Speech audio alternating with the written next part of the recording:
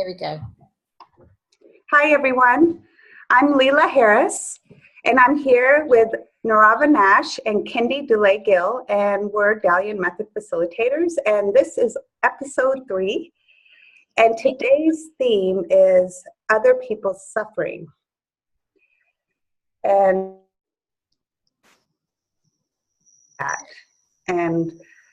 yeah, who wants to start? This is a really big one. So yeah, you just froze a bit there, Leela. So I did? I missed a little bit of what you just said. Oh, okay.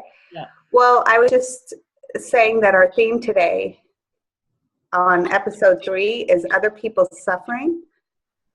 Okay, and that's our theme. Okay. Am I coming through okay now? Yeah, we can hear you. If it glitches a little bit, I notice it usually calms down after a while. So, yeah. So, yeah, do one of you guys want to start? I'd like to say something about it in the fact that we tend to get nervous about suffering, but it's really, really important. Because I know for myself that had I not suffered quite as intensely as I did, I definitely wouldn't be where I am now. And I certainly wouldn't be sitting here talking to the two of you, because I wouldn't even have found the Dalian method, let alone then get trained in it. So, just to start, I just want to make reference to the fact that suffering has a very important role in our own evolution. And it almost seems to be a necessary part for many of us to help progress us towards what's going to make us the most happiest and what's going to help us to live closer to our own calling. Yeah. Yeah. So I just want to add that. Yeah. Absolutely. It's like we need that suffering. Often that analogy is used of to make the diamond, we need the pressure. Yeah.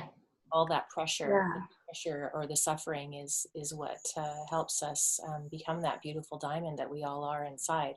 Yeah. We can't find it without the suffering. We can't find it without the contrasts that life brings. And some of those great lessons are in those experiences where we get maybe shocked out of our normal habitual way of living, which can be really painful, but ultimately can be incredibly transforming at times.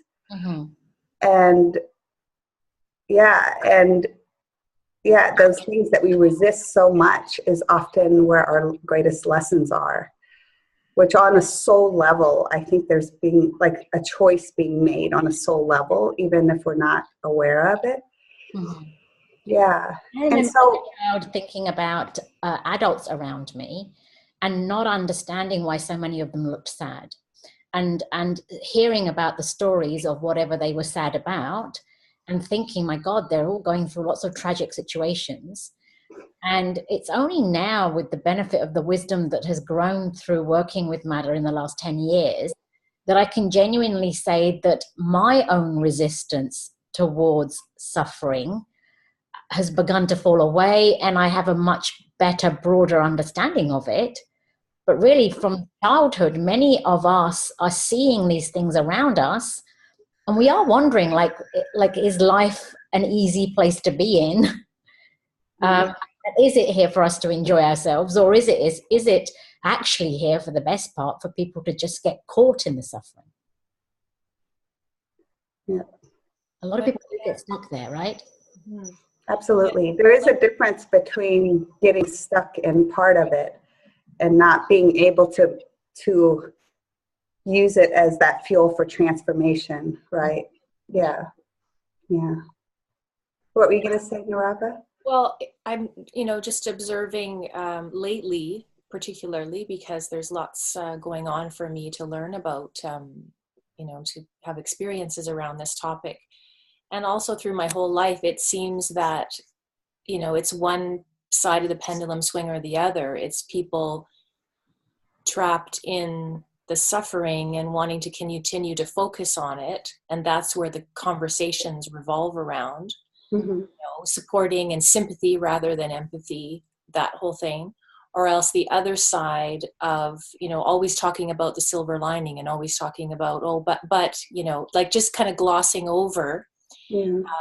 It's really amazing to watch how how challenging it is to navigate situations, and it's a tough thing to be in the center and watch both and let it be okay. We're not taught to do that. Yeah. So we're taught to either let's be positive, let's just gloss over, let's, focus on the good things about life or this person that you just lost, or a door, when a door closes, another one opens, but there's the grieving of the door that closed. Right. And so it seems to me that in my observations that we as human beings are taught to either focus on the closed door or pretend it didn't happen. Mm-hmm. Right? Mm-hmm. That's what I'm seeing. Yeah. Yeah. Yeah. And so as far as, the people around us, our loved ones, or it could be something going on out in the world, something happens, right? Tragedy. How we deal with that.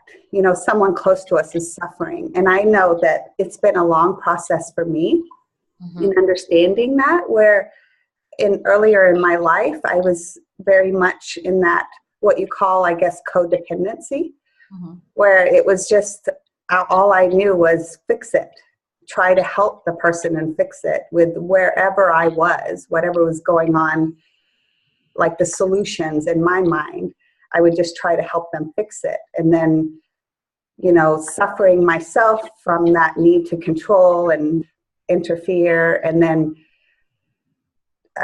also learning now, after all that, doing my own inner work and realizing all that suffering that I was trying to fix out there was actually inside me. But actually at the time, I had no idea that was happening. I was totally not aware of it, And so it does take time to become aware of those things about where am I fixing and where am I actually benefiting, helping the person from a big picture perspective, which is our intuition. What are you guys' experience in that? Recently I had a wonderful teaching just from nature, and I don't think I know I've told you both about this, but I don't think I've talked about it on any of our videos. And it was two incidents with some birds that hit the glass. One the glass window, and then the other one hit the glass in the railing around the house. And the first time it was a beautiful hummingbird that hit the glass of the balcony railing and was laying on the deck, and I was observing it and watching it. And I felt this feeling inside, don't do anything, just watch. It's not for me to do. And after about 20 minutes or so, another hummingbird came along and sort of, poked at it on one side, poked at it on the other side, and then they both got up and flew off together and did this beautiful dance. And that I mean, I'm like really keeping it brief here. The experience I was having was really rich. And then the very next day, a robin flew into my bedroom window, and no other robins came close, but they were there. There was 6 other robins that were kind of there for hours. I observed on and off. I watched it for hours. And again, it didn't feel like it was mine to do. It was mine to watch and observe. And just watching the bird in its suffering and, coping through those hours and eventually moving off into the forest. And I don't know what happened to it. But watching inside how, especially the old me would have wanted to go out and rescue it, first of all, wrap it up in a blanket and do something, like as if that's really going to help. Because I don't want to see it suffer, right? I figure, well, if I can just wrap it in a blanket and love it, then it's going to be okay. And same with the hummingbird, just to watch that, just to be there and observe and be with it. And then something else came along, another hummingbird came along and gave it a little poke, and then off they go. And I just thought it was a wonderful teaching for me in life to just observe and feel like, what is mine to do? That life is always caring and, coaxing us in some way or another. And to really be aware inside of when it's when it's time to do something, or when it's time to just watch. And, you know, what's the lesson for me in every situation, you know, with the people around me. Mm-hmm. You know, it was a beautiful teaching. And then what came to mind this morning was, do you remember that movie? It was a Robin Williams movie where he was married and he had this wife that struggled with depression, and she ends up committing suicide. What Dreams May Come. Do you remember that movie? I haven't watched it. I don't think I've seen it. The whole movie, he's trying to lift her up. This is my memory. Like, I can't remember the details, but my teaching that I remember from that movie is he's always trying to lift her up, you know, constantly poking at her like the hummingbird, right? Like, let's just, come on, let's go. We can do it. Let's be happy. We can get through life. And then eventually what happens is, they have this scene, it's kind of fantasy as well. There's this scene where she's in hell, and he realizes he has to go down there with her. Mm-hmm. And there's a moment where I realized, when I watched that movie, even though I didn't know what I know now, but there was something in it where I realized we need to be with people in their suffering. We don't need to, we shouldn't, like, it's that wanting to fix. But first of all, can we just sit there? Because there's something in it. If they're in our life and they're special and we feel to be there, can we just sit with them in their hell and feel it and watch it? Yeah, and when we can't, that's also really great self-awareness, right? When internally it's like, I can't, you know, then we can know, okay, then I can work with that. Right? So it could help reflect, okay, what do I need to work with? And then we can focus on ourselves first until we're able to do that. But yeah. As I'm hearing you say that, Narava, about this film that I haven't watched, and the phrase that you just used, that he went into the hell, it made me think about, like, our journeys. Because we've had to go into our individual hells, whatever they look like, because we all showed up at the Dalian door for a reason. There was something not working in our lives. And at some point, we had the awareness that something needed to be done about it.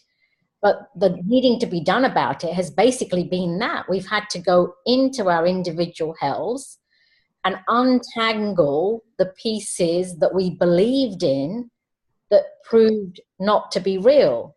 Mm-hmm. You know, like, it's a little bit like, I don't know, I mean, I've had this battle all my life, you know, am I the right shape or the wrong shape? And most of the time my brain's been saying I'm the wrong shape. But when you pull out an old photograph, if I've pulled out an old photograph of 10 years ago or 20 years ago, I look at it and go, oh my God, I was really good looking and I was really trim. But at the time, I believed something else.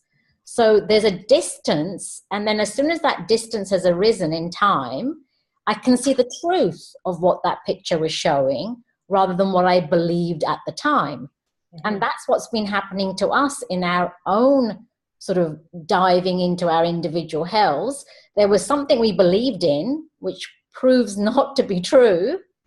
Once we've been through the process of the Dalian method, and then we can smile at it like I can at these old photographs of myself and say, oh, I've had this battle ongoing, right? Yeah. And that's the distance we get from going through it, we first have to get really close to it. Yes. And then the distance comes when we go through. That's right. Experience. But you can't come out the other end and say, okay, I'm now done with suffering, or I'm done with my personal hell. Every aspect that's arising in our life, if it's causing us to be triggered or upset in some way, all three of us now know, okay, take responsibility for it. What is this trying to teach me? What is the lesson behind this?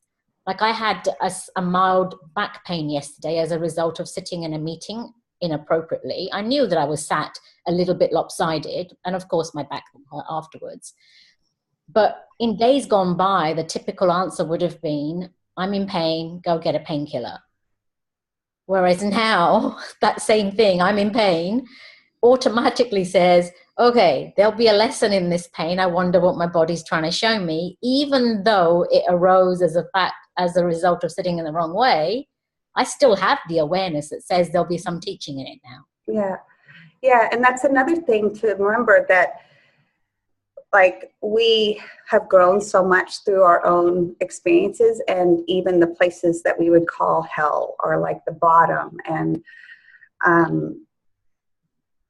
how we can look back now and it's like, I don't see any other way. I had to go through that. I feel like I had to go through that pain and to get to a place to where it's like, okay, I'm really ready to go beyond it. Like Narava, you said something about where people get attached to their pain. Mm-hmm. You know, we can form, and I definitely had that, where there's an identity around feeling, and I didn't know, wasn't aware that I had an identity around being a victim. And hoping someone, it was all unconscious, hoping someone would come in and save me. Mm-hmm. So I didn't know that there was an agenda behind having all these problems and getting myself into these situations, hoping someone else would rescue me. And if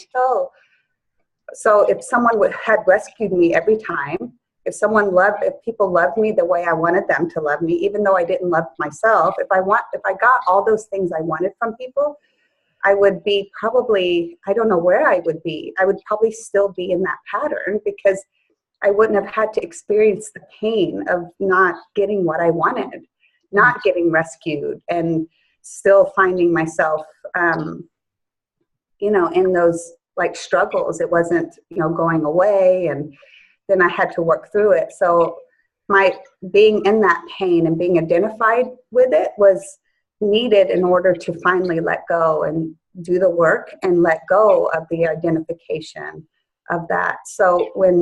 And that always comes back to me when I see someone else that's suffering, and I feel like I want to fix it or something, or there's some idea that they might not be strong enough. And then I remember what I've been through, and it's like, well, why would I think they're not strong enough? Why would I assume that, So, yeah.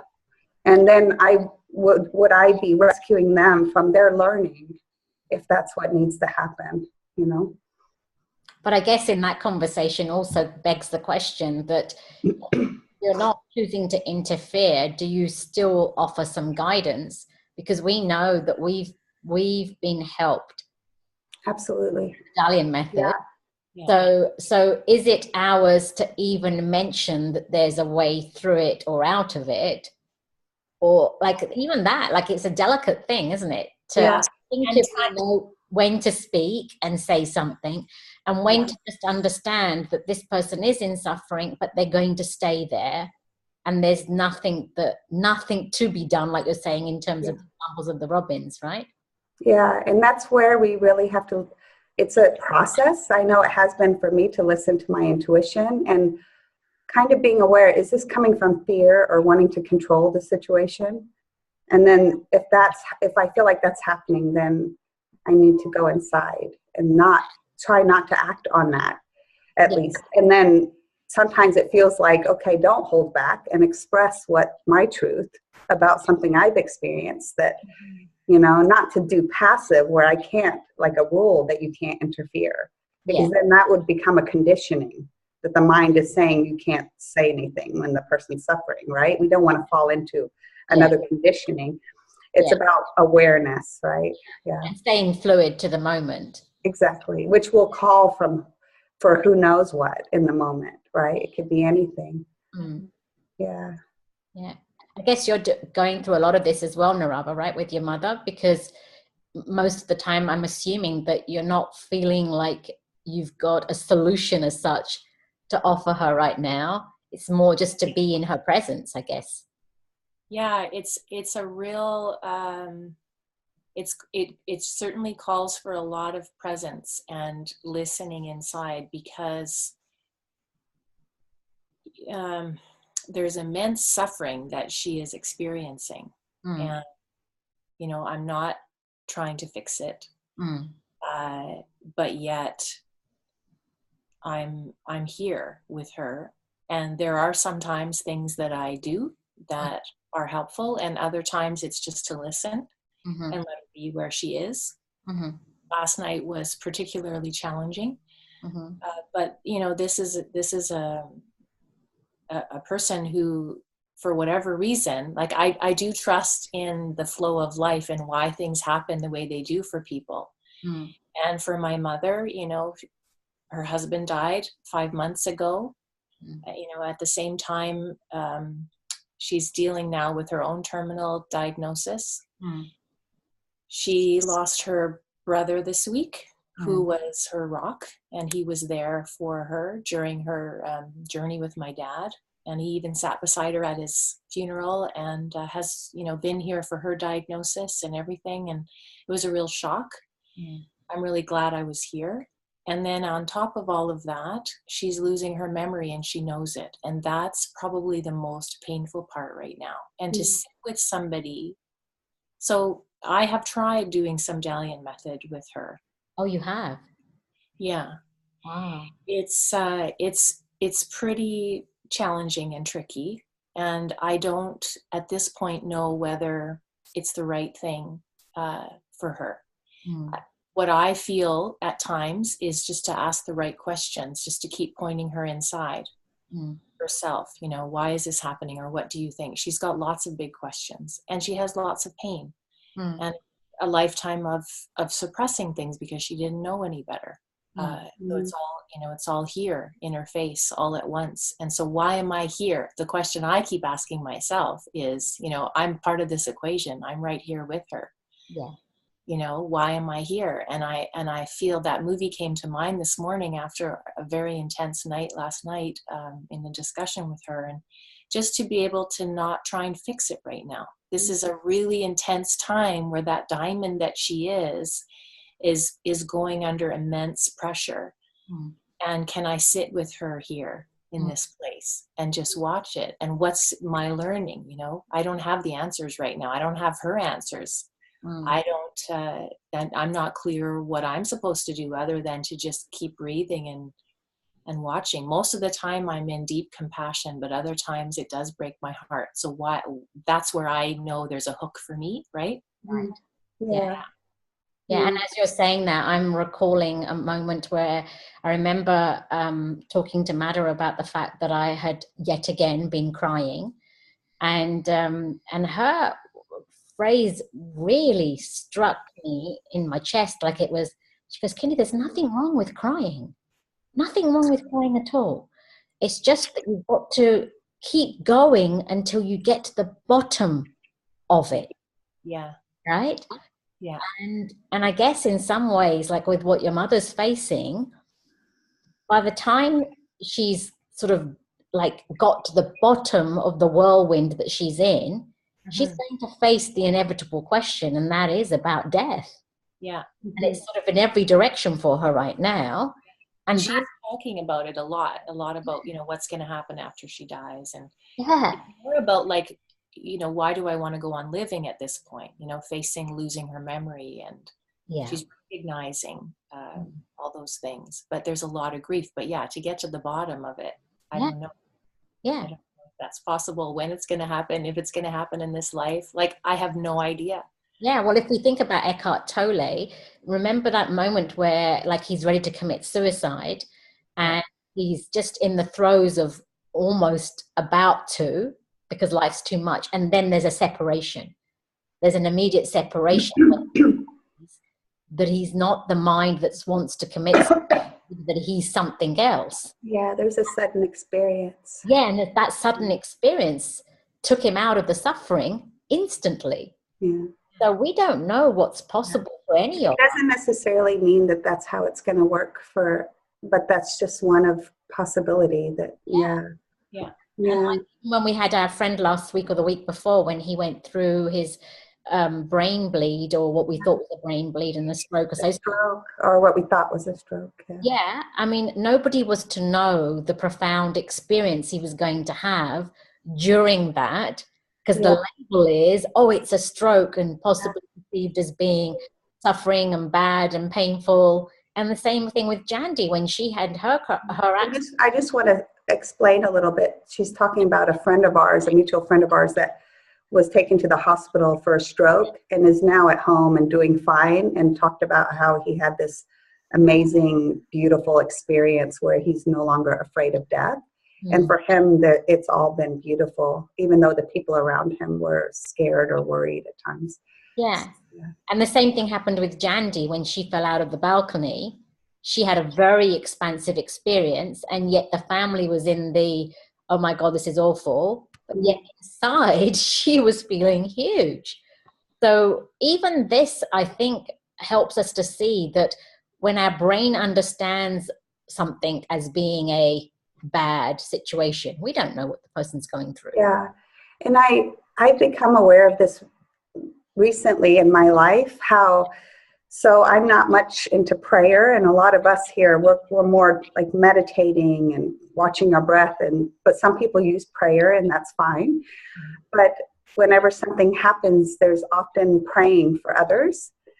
And this might sound a little controversial, but I've been feeling increasingly uncomfortable with praying for a certain outcome for another person, and really looking at that, even though I haven't been doing that myself. I understand where the wanting a certain outcome, of course, but like putting our energy into hoping the person will heal or get this or get money or whatever is going to feel that fixes it. It bothers me because I think that often that comes from our own ego desires about what makes us feel good, even though I know on the surface it would seem altruistic and that's what everyone does and it's just so like socially acceptable. But if you go deeper with that, like in that situation, if something's happened, do you really sit with what is really to that person's benefit? In the big picture, do we really know what's right for that person? And by praying or trying to like exert some kind of influence on the will of existence that this person shall be this, where are we coming from? Or, and so I have been looking at that, and for me, I like to try to send that person strength and like get into my strength and my centeredness first, and then try to share it with them so that whatever they're going through, they can have more support and let existence and their soul decide, because it's not for me to, and trusting existence or the soul or whatever you want to call it. That's been something that's evolved by working on my own pain over and over and seeing why it needed to happen. So I've learned that trust has grown over doing the inner work. So I know not everyone can relate to that trust when you're in fear, but it's just good to be aware and talk about it. Mm-hmm. Yeah, that's an important topic, Leela, and I do feel the same as you, where it's impossible to know what is the right thing for their soul and their journey in any situation. So the outcome, I think it's important education that's needed in our world to help people realize that we don't know what's best for anyone.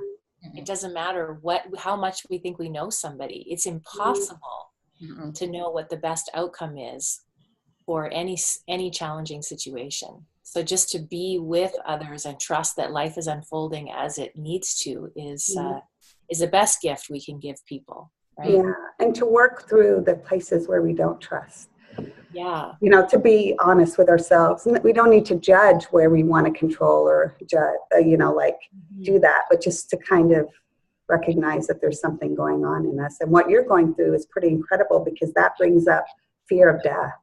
Yes. Which is the greatest fear that we have. So that's, That certainly happened for me too, though, when my husband was going through his cancer. And I was sort of in the support role that Narava is in right now. I remember it definitely did bring up my own fear of death, even though it looked like it was the fear of him dying. But at the end of the day, the ego is always vested in its impact on itself. Yeah. And I had several opportunities during that time to actually deal with my own fear of dying. Yeah. Which we don't tend to look at. We think we're there as an empathizer for the person inside of us. We think that we're there for them when everything is affecting us in the same way as it's affecting them as well. Yeah, and it's reinforced as love.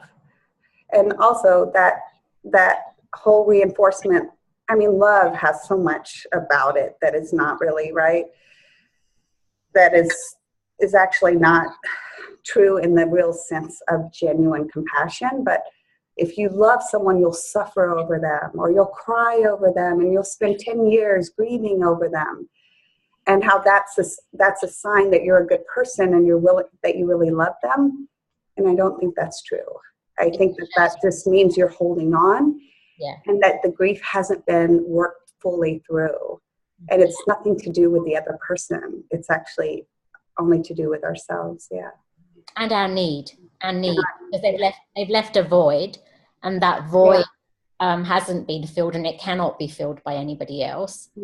So it's the need that we have for their presence that drives a lot of our own individual suffering and so-called perceived love over the matter. And that pain of what's left behind is the opportunity, right? To transform that into to fill it with our own self-love, or And the bottom line is, it comes back to whether we're capable of facing our fear to be alone. Right? Along with the fear of death, there's also that other element, which is, can we face the fear of being self-sufficient, alone, taking care of ourselves, being responsible for everything that life sends in our direction, but knowing that it's for ours to deal with, not anybody else's that's going to hold us up and prop us up. Yeah.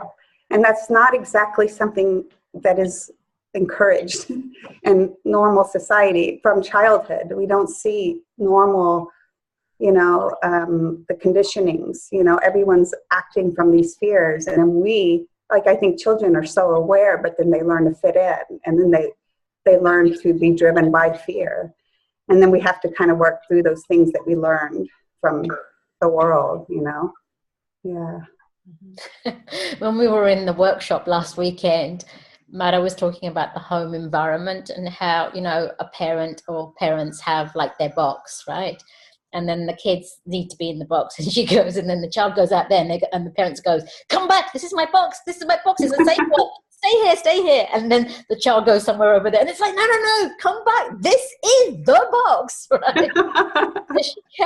She was killing herself laughing as she was describing how everybody's got this little box, and they're trying to bring everybody back into it. And yet the universe is huge, right? There's no limit to it. And there's no need to be in these tiny little boxes that we create. Yeah. So you're reminding me of that conversation, because certainly that's what goes on in most home environments. It's like, I know, I'm the authority, and therefore I know, and my box looks like this. So stay in it.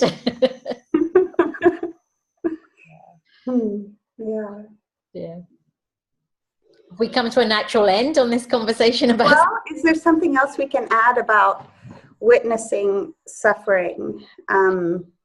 Because we've already talked about, the main thing is to be aware of what's going on inside of us as we witness, because they're helping us too. Even though they're suffering, they're there for a reason, to show us, our own lessons. And that, is there anything else also? And also not rescuing people from fear, because we might be rescuing them from their own transformation and what they need to learn.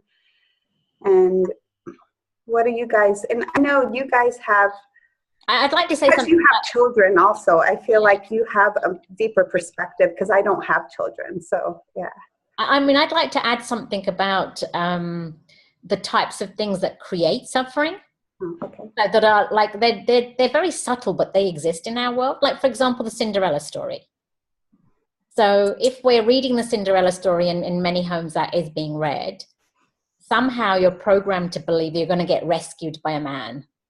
And it's sort of lurking in the background. And I was asking my youngest daughter yesterday, about dreams for the rest of your life. Like, what type of dreams do you have?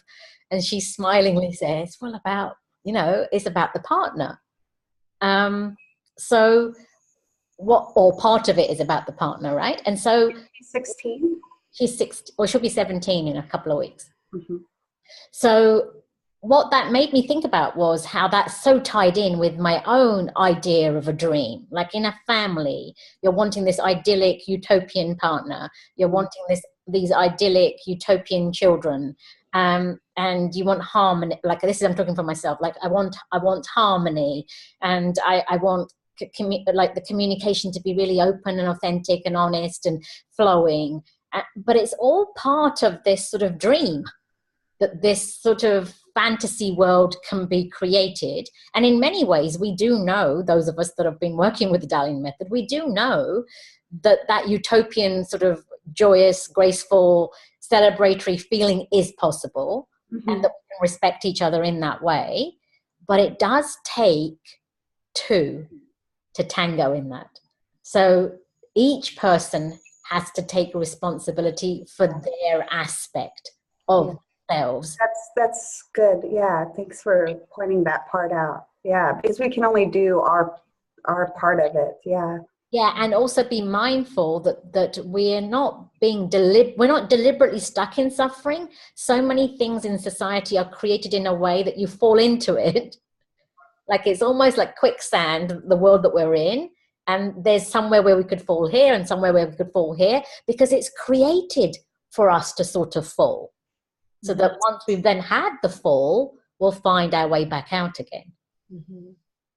So it's a necessary part that we go through, and it can't be helped because of the unconsciousness that exists. Mm-hmm. Yeah. Anything else, Narava, that you want to add? Oh, that just opened up a whole can of worms, I think. Another topic. What about, because I know you have girls that a little bit older than Kindy's, but they're in their 20s, right? Yeah, well, Kindy's oldest daughter is actually a year older than my oldest. Oh, okay. Mine will be 23 and 25. Oh, goodness, yeah. Well, there again, as their mother, I don't know what's best for them. I don't know what's important for their journey. I see them suffering. I have a tool that will transform what they're suffering with, and they're not using it. So I just continue to let go. And also, I've also learned to set a boundary where I'm not going to listen to the suffering anymore, because I've told them, I see where you are, I have compassion for you. They know that. But then also, you don't have to suffer like this. Mm-hmm. There's a loop that's happening. The ego wants to complain about this or that, or wants to be in this drama or that drama. Mm-hmm. So setting the boundary to not also continue to listen to the same things over and over is what I've had to do as a mom. And that's where the stuckness gets, which is different than actually feeling our suffering and going through it, right? Which is actually an avoidance to feel it, really. I have a lot of compassion for them. Young people these days, the whole mess around social media and what that creates, and it's, oh gosh, that's a whole nother topic. In fact, my younger daughter right now is writing a paper on the impact of social media on mental health. And, it's they have to deal with a lot. The whole world there's so much mental stimulation, and if active meditations were taught in school for them all these years, that would have been a real lifesaver to help deal with the mind and what it's being inundated with all the time. Mm. There's a lot of suffering there that doesn't need to be happening. But it is happening, so obviously it's there for a reason. And sort it out, they're strong souls. And you're there as a great wake-up call to them, to show them there is another way. I mean, I get accused sometimes of, why can't you be normal? And normal means I'm supposed to sympathize with the tragedy and whatever drama has arisen, and say that somebody else is to blame, and to say that somebody else is the issue. And somebody else is responsible for their anger. That's right, yeah. And I have to come back to the same thing. I've got a choice here. I can either encourage you to become responsible for your own life, or I can encourage you to be a victim. And I know which one's going to serve you. So. if I've been through my own version of seeing myself as a victim and staying stuck in it for long enough, I really hope that they don't have to wait that long in some situations, right? Yeah. But my kids are a little bit luckier in the sense that they have been much more open to this work, and they've been much more open to including it into their lives. And so they don't go knee deep into things for too long. Eventually they go, okay, I think it's time to have a session. So I'm very fortunate to be able to see those benefits and to be able to see how much of a sort of potentially midlife crisis that they're avoiding, because it will come otherwise, but which is good, because when the crisis arises, it then will open up the doors for a person to go, okay, there's this tool and that tool and this, that, and the other, and this is how I'm going to help myself. Yeah. Yeah. We know everyone needs to suffer, and we still need to suffer at times, until we see whatever we need to see, until we, pick up the tool and use it. Or sometimes there's just, the aha moments happen in that intense suffering. And I do trust life and how it's unfolding for people. But and respecting people to make their choice and live their own life, and I think that's one thing that's coming out of this discussion is what's the best thing we could do for people around us, or even the world at large, right? Consciousness, all this, it's our own work. Yeah. Always at the end of the day, it's our own work will have the most profound effect, and we'll be living our awareness and just having effects that we probably aren't even fully aware of, right? That we're living by example, and also not causing harm, right? By coming from fear and things like that. So, but you can't cause harm the more conscious you become. Exactly. So that's a natural byproduct, and any harm that is being caused is only getting caused because the ego is involved. Yeah, it becomes harder to do things like that as the more aware you become of these things. Yeah, much tougher to get caught in things that are going to actually cause pain to others, unless you're coming from a place of awareness that says, a tie has to be cut because enough is enough. And that's still part of their ego. That's part of their evolution. And you're coming from a conscious space that says, this is what has to happen. Absolutely. That's also important. Sometimes we need to go we need to go in a different direction. But when you say that, Leela, when about being respectful, I think that's what it comes down to. There are so many of us on this planet, and we're not supposed to do everything the same way. Exactly. We're supposed to participate in our unique contribution. And also, that same thing about not knowing what is the person learning through that, not just the lessons, right? There's gifts that come out of, and wisdom that come out from going through things. The experiences we have on this planet. And just want to mention this before we end, also the world's problems, right? It's like what's going on out in the world, and that can be another way to get the ego caught up in, I'm going to wake people up, or I'm going to, and sometimes we have to look at why we get behind a certain cause, and are we aware of our own woundedness or projections and things like this, or wanting to project it all on the bad guy and all that kind of thing. Or fixing the world's problems and trying to bring peace to the world when really we're just wanting it inside of ourselves. We're not at peace with ourselves.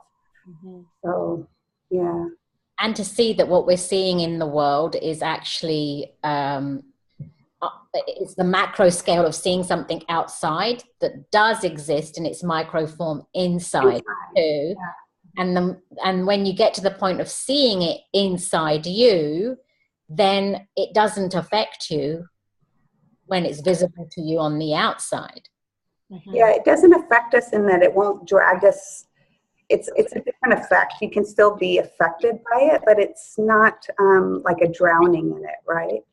No, because you see it for what it is. Because it's a reflection of our inner world, but also a reflection of the consciousness on the planet too, as well. So we can still see that these things are happening, and and it's painful, but it's not. I don't know how to explain it, but it's not by being completely detached, right? Yeah, it doesn't mean not feeling. It doesn't mean not feeling. It's like the sadness might be there, or we aren't that suffering. We're observing it and we're feeling it, but it's not who we are. It's an experience. Yeah, there's a deeper trust even as we're feeling the sadness, I think. Yeah. And the mind still asks different interesting questions, like the example from yesterday when I heard about that bus with the hockey players that died together. And it was intriguing for me because my mind went to all of the family members first and how much suffering they will go through, and just the reflection that that's now going to be the way that they will evolve. Then it went to how these people left the planet together. Mm-hmm. And I felt like, was that some sort of a contract where they were all together and they needed to move on together? So I started posing questions like that in my mind. But they're the different types of questions that are arising now or different awarenesses that are arising to where we would have normally heard about 15 young people that have died together. Mm-hmm. There's a more larger perspective that's kind of allowed. Yeah, we don't know what the answers are to many of these things because, why did they all have to exit together in the way that they did? And was that all pre-chosen or not, whatever? Yeah. But it would be nice if our news could share some good news as well. Or at least not create more fear or sensationalism around it. But, we have to be, we choose to listen to it, right? Or not listen to it. Mm-hmm. Yeah. I tend not to watch it. I only hear about it third hand when it's already by somebody else, and then it gets shared with me. Yeah. Same here.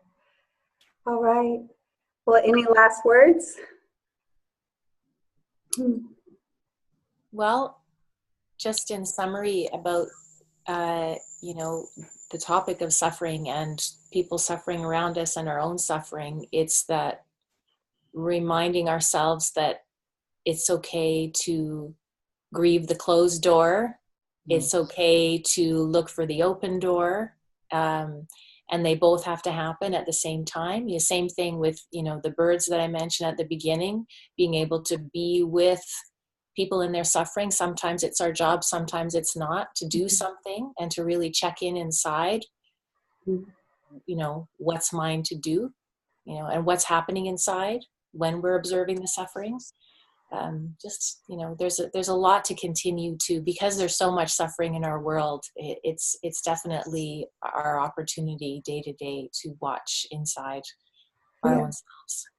And then allow for the joy and the other part of life as well when that comes. Yeah. It's like feeling all the aspects of our lives fully. I remember the two things. There's the one thing on my whiteboard that was there for you. It's probably still there, but I don't live there anymore. This too shall pass. Remember, Mata always gave that. And the other one was everything that the Osho says and Mata says, everything in life should be celebrated. So having both of those awarenesses. And Mom and I danced yesterday. Just want to say. Wow. That's cool. So you Nice. had that too. Those moments, yeah.